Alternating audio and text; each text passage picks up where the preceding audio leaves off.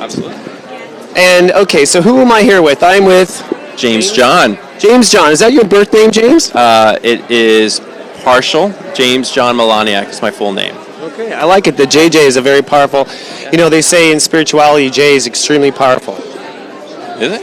Oh yeah, the J sound, and that and that's universal. Any human being saying J in any language, whether it's an Aborigine or whatever, J universally is power. Awesome. I love it. Thank you. So is Christ and Chris too. Yes. So I know that from studying. But I've heard a lot about you, and just so you know, I'm here at the Conscious Life Expo, and the people who are working with me said I had to meet this guy, that he was so my vibration. And I had to meet him. And then I found out he's born the same year as me, just like a week early. So we truly are soul brothers. Absolutely. Absolutely. And we're a special year. And what do you do? Tell the audience what you do, brother. What I do, and thank you first of all for having me. My pleasure. Thank you. I so share you with appreciate the it. world, yeah. Thank you.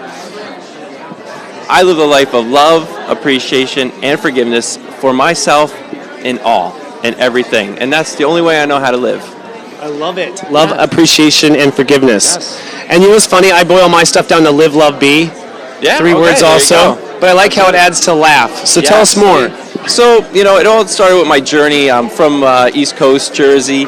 And, I grew up very hatred. I hated everybody. I was racist. I hated every gay I ever met. I hated myself so much that I just didn't want to live anymore. So I basically would sit in a closet and just be numb. I was drooling. And at that time, I just recently got married to a beautiful woman, brand new Mercedes, brand new house, brand new business, the whole thing that everybody, a 27-year-old would love to have. Yeah. But yeah, I couldn't understand life.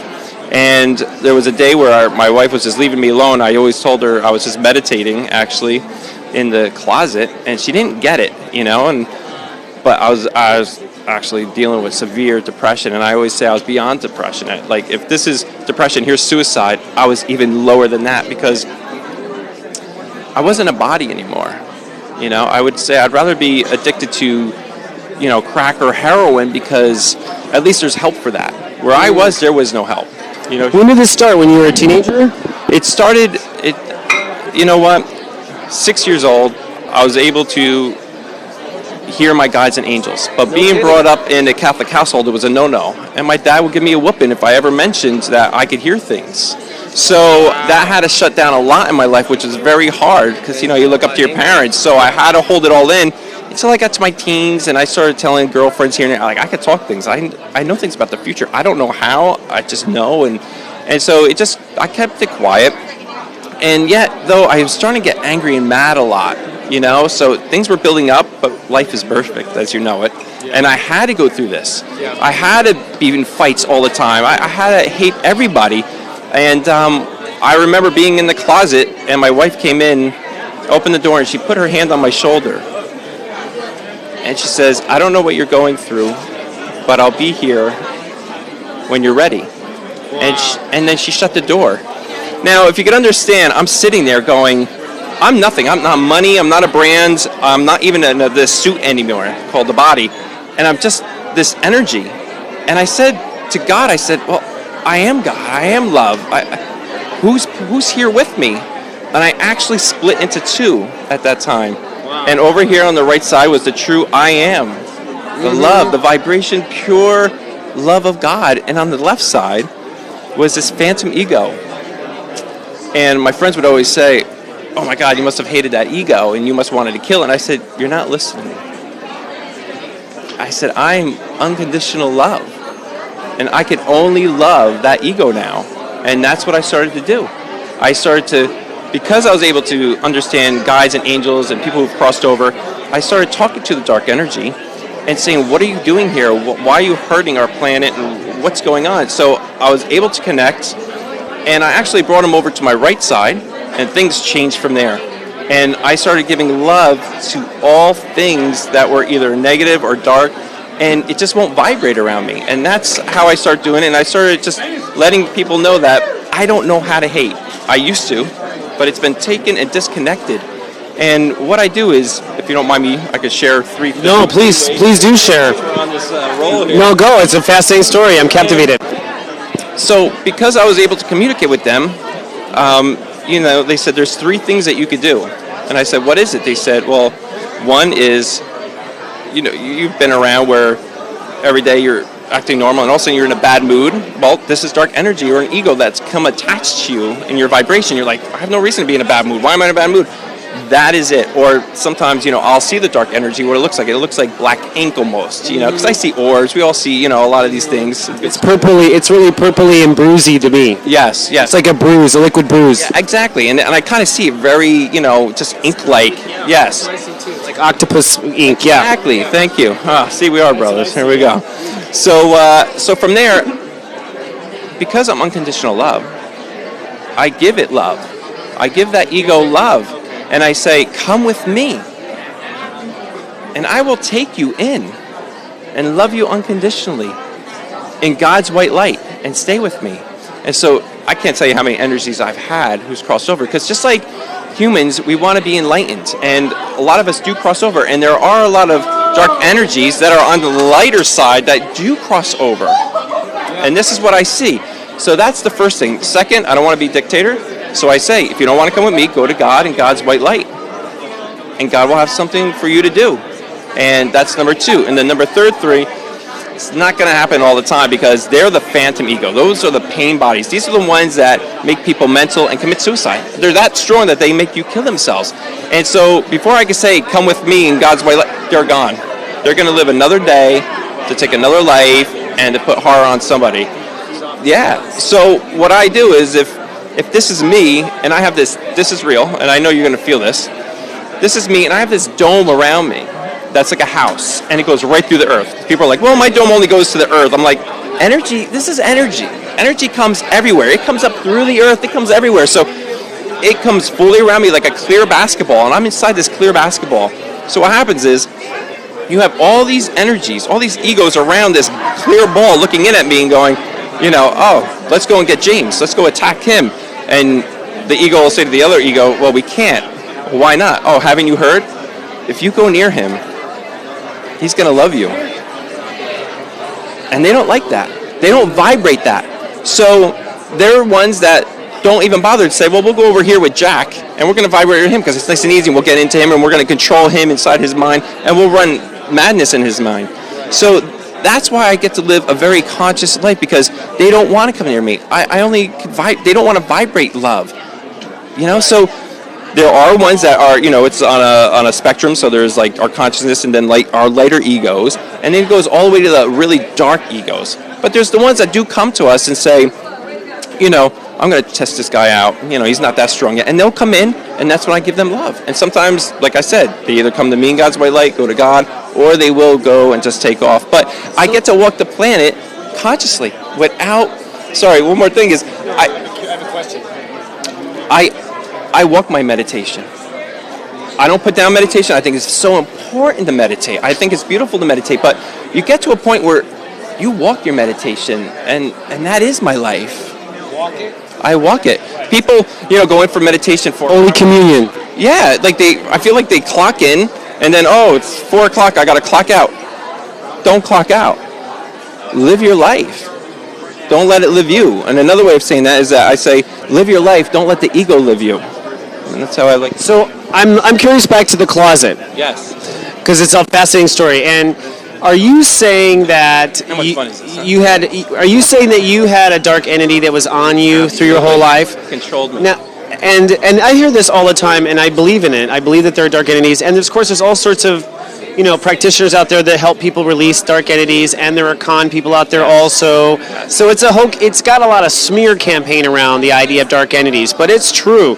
And I know certainly people who drink, they open up their aura to a dark entity jumping in, and and so a lot of rape, a lot of these dark things that happen really are these energetic. So when you were in this energy in the closet,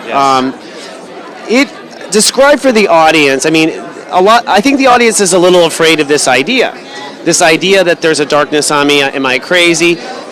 Talk me through in your head what you were thinking. Were you aware that something was on you, or were you just really pissed off all the time and didn't know why? What was the mental process of letting go of that? Wow, great question. The thing is that we are vibrational love, period. Everything in life, God doesn't come to you inside your mommy's tummy and go, okay, this is what we're going to do.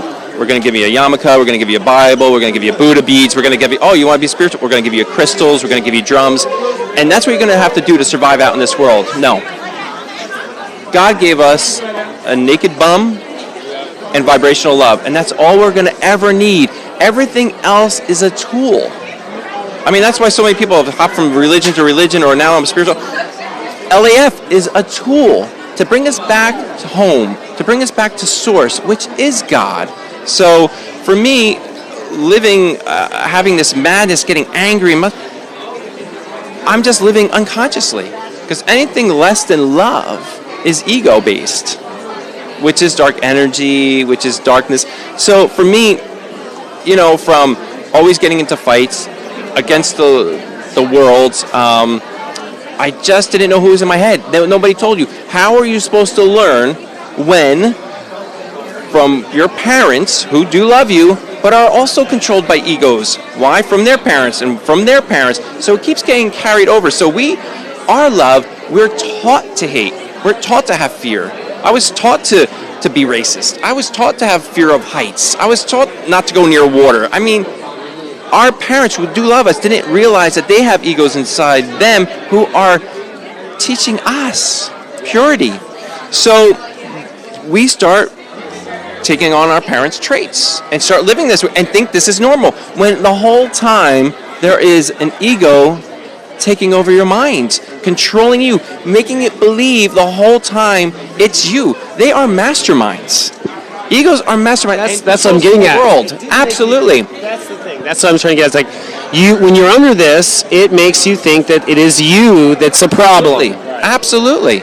And so at what point, where was the shift? You literally just started in your mind petting the gremlin inside of you? Yeah, no, when I was, sitting and drooling and going, between shooting myself and itching my arm meant the same thing if I knew how to pull a trigger. I would say I'd rather a bum breathe my oxygen because I'm not worthy. You're nothing at that point. So for me, it was do or die. I wasn't nothing. And that's why I know the opposite. I only know unconditional love. I only know how to love everybody. In fact, one time I was going to go do something in Philadelphia saying, and I was telling my wife, I'm going to tell and talk all about self-love and that I love everybody in this world. And she goes, you can't do that. I said, why?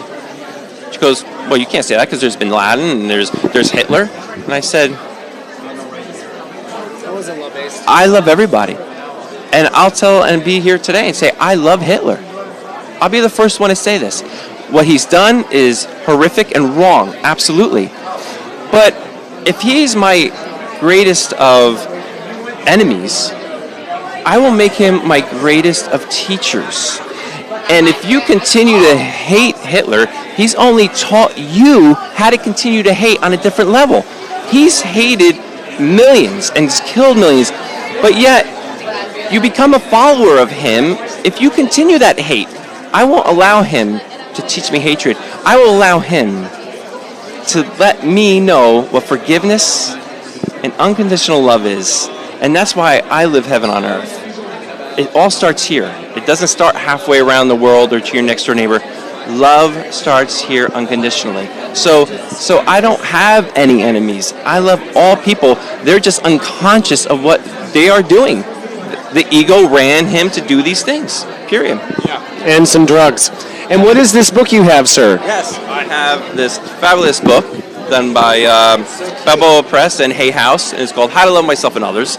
And my son, who's 11 years old, did all the illustrations, and it basically explains how to fill yourself up with self-love and love for others, no matter what you look like, what disability, what color skin you are, and it just teaches you how to hug and love yourself and just love everybody unconditionally. Because if we could get to the kids earlier than later, hopefully we won't have to fill a place like this, like there is today. Because to be a special convention. Absolutely. Well, thank you for everything, James. You're beautiful. I have a friend in Texas that works with children. I want to make sure she gets your book. Okay. And I'll be posting on my website how to get in touch with him as well, and hopefully buy the book online. Can people buy it online? Okay. Absolutely. Hay House. Thank you so much. Namaste, Thank you so brother. much. Love you, brother. Love you too.